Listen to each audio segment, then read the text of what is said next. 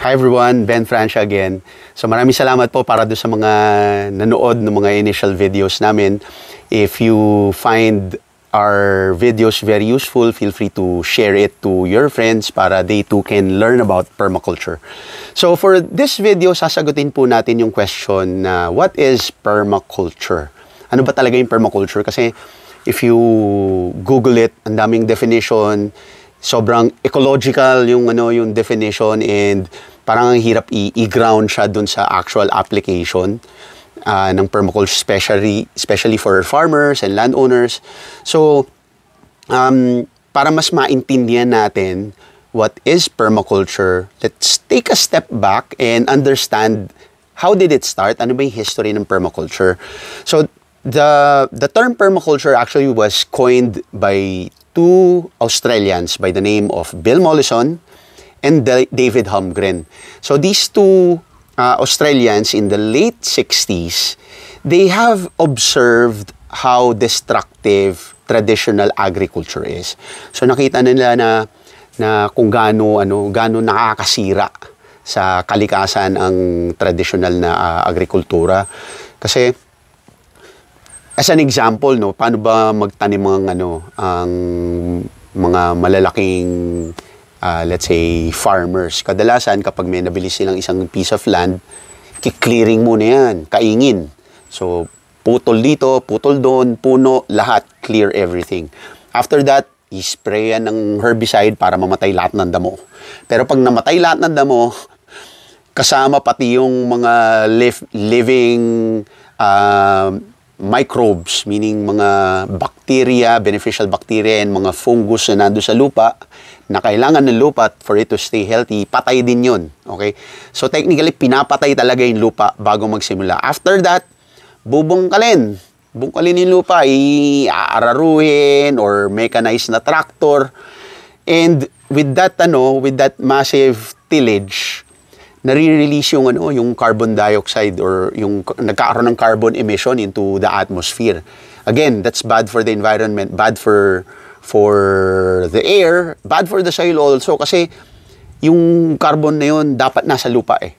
Okay? So, after nyan, syempre tatamnan na, lalagyan ng chemical fertilizer, again, harmful for the soil.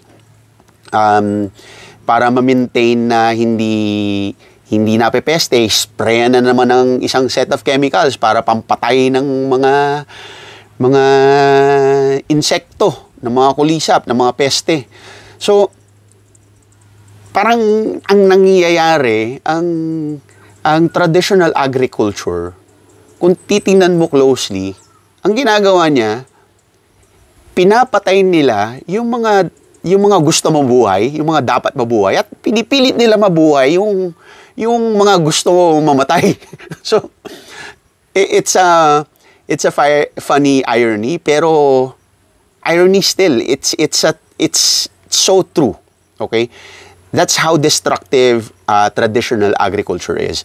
So again, going back to the founders, si Bill Mollison and David Holmgren, sabi nila, there must be a better approach to farming na hindi destructive.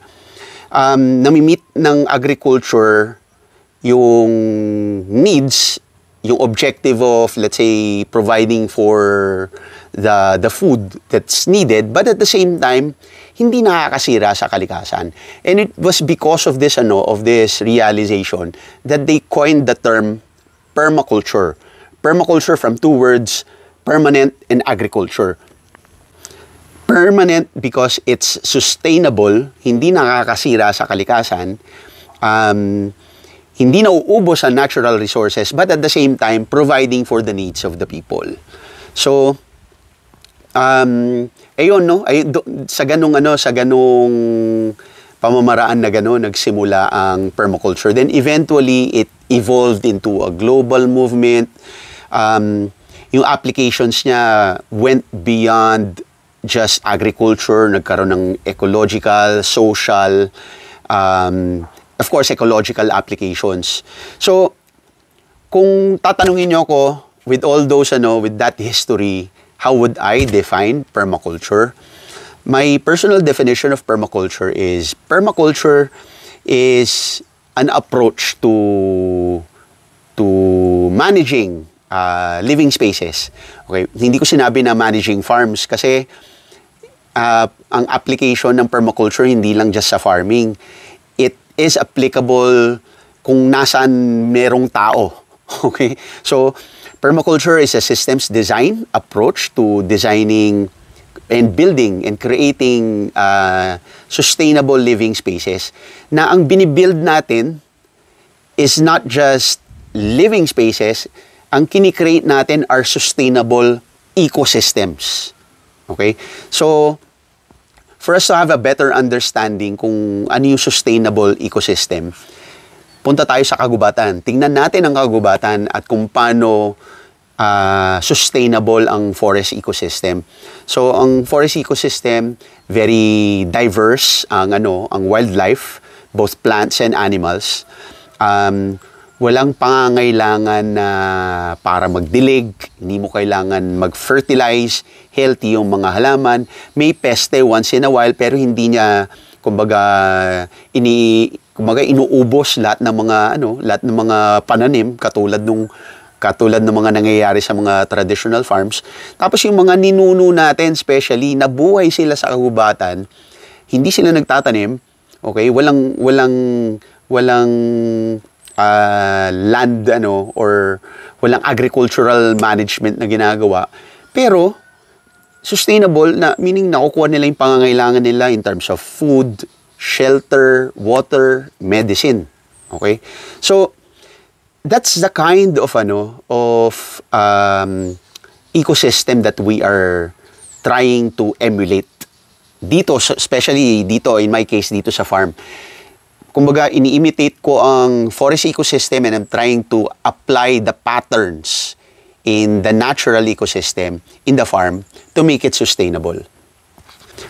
In permaculture, meron tayong tinatawag na 3 ethics. Ito yung earth care, people care, and fair share. So let me explain lang briefly what these 3 ethics are. So first is earth care.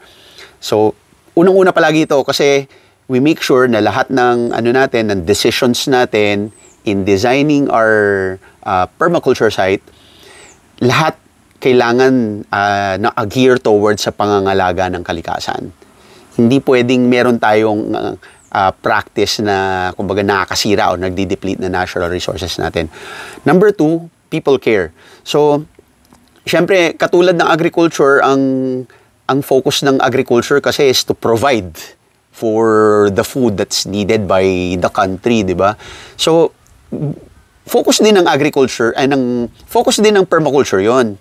Kaya nga merong people care. So, in the people care na ethics, we make sure that ano yung needs ng pamilya, ng community, at ng mga tao sa paligid natin is provided for. So that includes food, shelter, so when I say shelter, mga building materials, medicine, water, etc. So, these first 2 ethics should not be contradictory. So meaning, pinoprovide natin yung mga pangangailangan ng tao, but not at the expense of the environment. The last ethics is fair share. Fair share just simply means consuming kung ano lang yung pangangailangan natin. So, hindi yung sobra-sobra at greedy na approach to the consumption of natural resources. So, these 3 ethics should always be our guiding values. Hindi natin pwede sabihin that we are practicing permaculture if we are not subscribing to these 3 ethics. So, in a nutshell, I hope I was able to explain to you what permaculture is. If you have any questions, kung medyo malabo pa siya, feel free to post a comment and ask your questions in the comment section. And I'm very much willing to answer them. Kung kaya ko po sagutin, sasagutin ko siya. Even if, let's say, I need to record another video to answer your questions, I can do that. The succeeding videos that I'll be publishing would further explain the applications of permaculture kasi the succeeding videos will be focused on discussing the 12 different principles of permaculture. So I hope you won't miss those videos. Subscribe to our channel para you get notified kapag up na po yung videos na yun. So again, maraming salamat po. Share our channel to everybody whom you feel na would be interested and would be learning from these videos. Maraming salamat po sa pakikinig at sa panonood. Thank you very much and see you in the next video.